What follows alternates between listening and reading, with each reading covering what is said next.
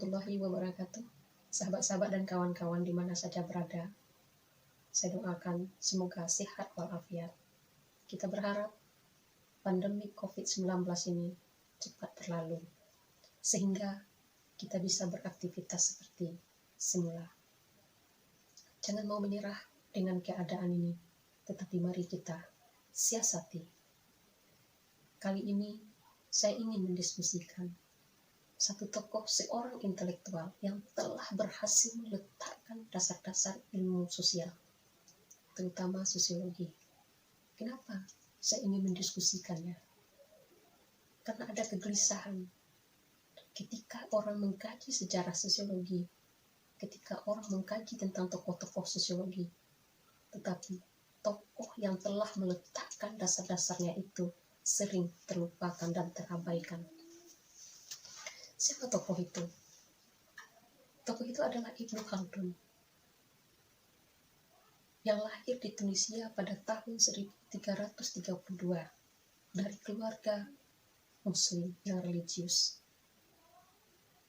Ibnu Khaldun memiliki keinginan yang kuat untuk mendapatkan ilmu pengetahuan dan pendidikan, sehingga tidak heran dia berdiaspora, menghabiskan usianya untuk menuntut ilmu itu. Merantau dari satu kota ke kota yang lain, dari satu tempat ke tempat yang lain untuk mendapatkan ilmu itu.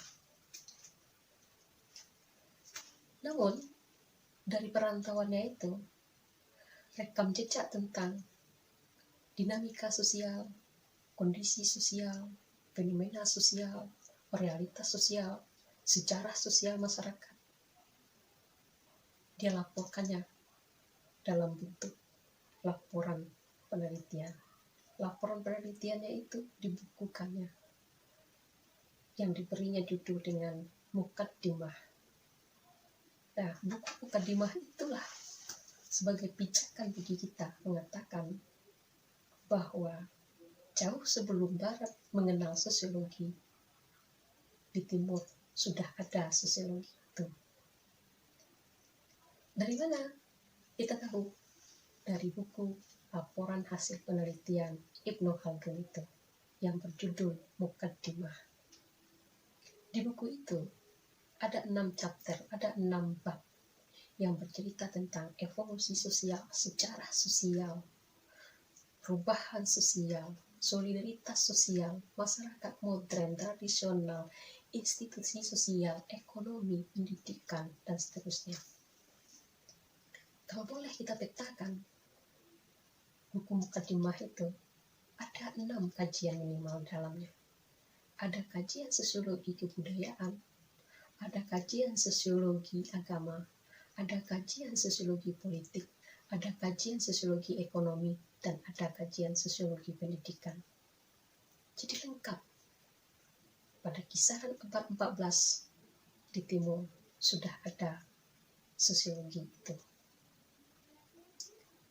Di samping itu, jika kita melihat daripada buku itu sebagai buku laporan hasil penelitian, kita meyakini betul bahwa Ibnu Khaldun sudah melakukan sebuah kerja ilmiah melalui metodologi.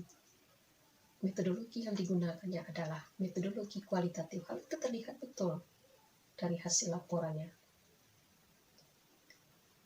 Sementara ketika sosiologi lahir di Barat, orang melihat masyarakat itu bukan dengan cara metode kualitatif tadi, tetapi dengan kuantitatif. Karena pengaruh daripada ilmu esak terhadap ilmu sosial. Bahkan pelopor lahirnya sosiologi di Barat itu kan berasal juga dari seorang esak. Agus Comte itu adalah seorang fisikawan yang kemudian tertarik dengan sosiologi dan memiliki latar belakang filsafat juga. Di Barat orang baru mengenal sosiologi itu pada pertengahan abad ke-19 yang didesak oleh situasi dan kondisi sosial yang dipaksa oleh revolusi industri. Nah, apa yang ingin saya katakan? Satu adalah sebelum ada sosiologi itu di barat, di timur sudah ada sosiologi itu. Mana buktinya? Buktinya adalah adanya buku Ibnu Khaldun itu, Mukadimah itu, di dalamnya memuat semuanya adalah kajian-kajian sosiologi. Buku itu sampai saat sekarang ditranslate ke dalam banyak bahasa di dunia, termasuk Indonesia. Seperti ini. Ini bukunya, ini dalam bahasa Indonesia. Ibnu Khaldun tebal sangat, 6 bab tadi. Jadi inilah yang menyatakan bahwa Ibnu Khaldun juga seorang sosiolog dan juga merupakan layak juga kita sebut sebagai bapak sosiologi. Sekalipun Agus Kom sudah dinobatkan sebagai bapak sosiologi karena dia menemukan penamaan sosiologi itu di barat. Nah, yang kedua, Ibnu Khaldun telah melakukan penelitian itu dengan metodenya, metode kualitatif itu, memaknai orang secara kualitatif, memaknai masyarakat, memaknai kebudayaan itu dengan potret kualitas tadi. Selanjutnya, kita juga dapat mengatakan bahwa kenapa terjadi silenitas, keterputusan. Di abad 14 sudah ada sosiologi itu yang diracik melalui pemikiran dan hasil paper penelitian yang dilakukan Ibnu Khaldun, tapi terputus. Baru orang mengenal kembali, mencuat kembali tentang pemikiran Ibnu Khaldun itu pada abad ke-17. Kenapa terputus? Karena ada peredupan daripada peradaban Islam. Sementara buku-buku khasanah keintelektualan itu agak terabaikan, dipopulerkan. Nah, baru orang ngeh kembali bahwa di timur sudah ada pada abad sekian, abad 14, sosiologi itu. Mana? Itu buktinya di buku Mukadimah Ibnu Khaldun itu. Nah, ini yang menjadi dasar kembali bagi kita bahwa dasar sosiologi itu ada di mana kita temukan. Salah satunya adalah di buku Mukadimah. Kemudian di samping itu, Ibnu Khaldun dalam teori kebudayaan juga dia sangat terkenal. Dia juga mencetuskan teori kebudayaan yang dinamakan dengan teori siklus. Jadi teori siklus itu adalah teori di mana sebuah kebudayaan itu perubahannya itu mencari arah ke awalnya, bergulir dari situ ke situ. Setelah dia maju, kemudian kembali kepada mencari dalam bentuk semulanya. Di samping itu, kita juga patut mengatakan seperti ini, bahwa apa yang ditemukan oleh Ibnu Khaldun, misalnya kalau di Emil Durkheim ada solidaritas, di Ibnu Khaldun juga sudah ditemukan solidaritas itu. Jika di Agus Kom juga ditemukan ada 3 tahap pemikiran atau perubahan peradaban manusia, ada tahap teologis, metafisis, dan positifis, itu juga sudah diceritakan di buku Mukadimah ini.